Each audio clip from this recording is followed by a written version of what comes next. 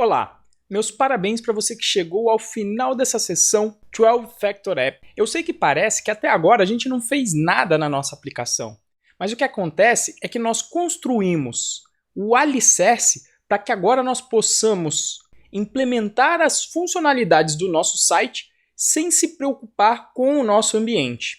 Eu estou aqui na página em português do The 12 Factor App para nós avaliarmos juntos quais foram os itens que nós vimos durante essa sessão. Isso é muito importante porque existem empresas em cujo processo seletivo é pedido para você implementar um projeto seguindo essas boas práticas. E aí, se você terminou essa sessão, você já vai ter um conhecimento sobre isso para implementar esse projeto e poder descrever o que foi feito durante o processo da entrevista técnica. Eu vou navegar aqui embaixo no site até os 12 fatores. Veja o primeiro, base de código. Uma base de código com rastreamento, utilizando controle de revisão e muitos deploys. Então isso a gente atingiu utilizando o Git como controlador de versão e depois implementamos o deploy automático num processo de entrega contínua, integrando o GitHub com o Heroku. Segundo, dependências. Nós declaramos e isolamos as nossas dependências utilizando a ferramenta do pipenv. Terceiro, configurações. Com o Python Decouple, nós desacoplamos as nossas configurações de instâncias, deixando essas configurações no .env ou nas nossas variáveis de ambiente. Quarto, serviços de apoio. Trate o serviço de apoio como recursos ligados. Então aqui nós conectamos o Sentry como um serviço de apoio conectado com a nossa aplicação. Quinto, Build, Release and Run. Separe estritamente os builds e execute-os em estágios. Nós separamos o processo de linter com o Flake8, teste com o PyTest e o processo de build com o processo de deploy integrado entre GitHub e Heroku. Sexto, processos. Execute a aplicação como um ou mais processos que não armazenam um estado.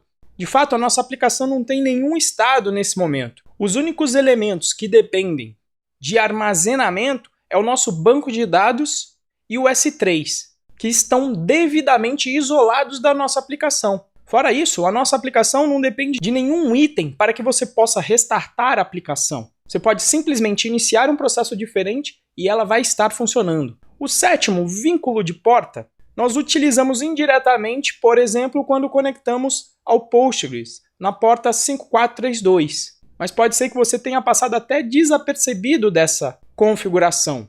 Oitavo, concorrência. Dimensione por um modelo de processo. Apesar de nós não lidarmos diretamente com a concorrência, nós instalamos o servidor de aplicação Green Unicorn que vai gerenciar os processos e a concorrência na nossa aplicação. Nono, descartabilidade. Maximizar a robustez com inicialização e desligamento rápido. Veja que localmente na aplicação, várias vezes eu dei restart no servidor e ele executou rapidamente esse processo de ligamento. Não existe nenhuma tarefa muito pesada nesse processo de inicialização da nossa aplicação. Décimo, dev prod semelhantes. Mantemos o desenvolvimento, teste e produção o mais semelhante possível. Separamos as configurações em arquivos diferentes, conectamos com o S3 e emulamos esse comportamento no sistema de arquivo local no nosso ambiente de desenvolvimento. E isso pode ainda ser melhorado. Por exemplo, você poderia ter instalado o Postgres localmente ou num container para que o nosso ambiente local ficasse mais próximo ainda de desenvolvimento. 11º, logs. Tratando logs como fluxos de evento. Não só os logs em si, como o gerenciamento e monitoramento dos nossos erros foram delegados para o Sentry. Então, toda vez que você escrever um log na sua aplicação ou um erro acontecer, o Sentry vai estar lá para capturar essas informações e apresentar para a gente em um dashboard. Processo de administração, executar tarefas de administração e gerenciamento como processos pontuais. O que ele quer dizer com isso? Automatizar o máximo possível o processo de entrega da sua aplicação. Foi isso que nós fizemos basicamente durante toda essa sessão, automatizando cada vez mais o nosso processo. O detalhe é que você pode estar sempre afiando mais o seu machado, pegando sempre aquele processo que você está fazendo manual e estudando uma forma de automatizá-lo. Então, toda vez que você perceber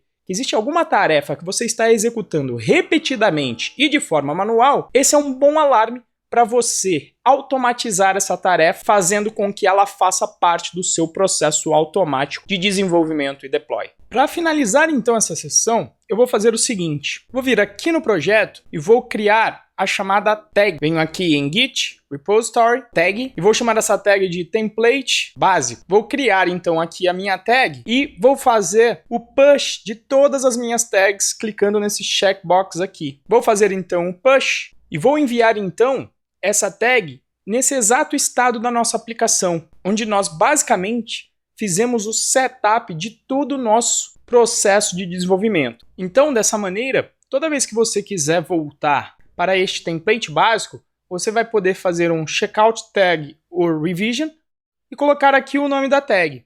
Além disso, lá no nosso repositório do GitHub, se você acessar aqui a aba de release, veja que ele está apontando justamente para o commit que foi enviado por último.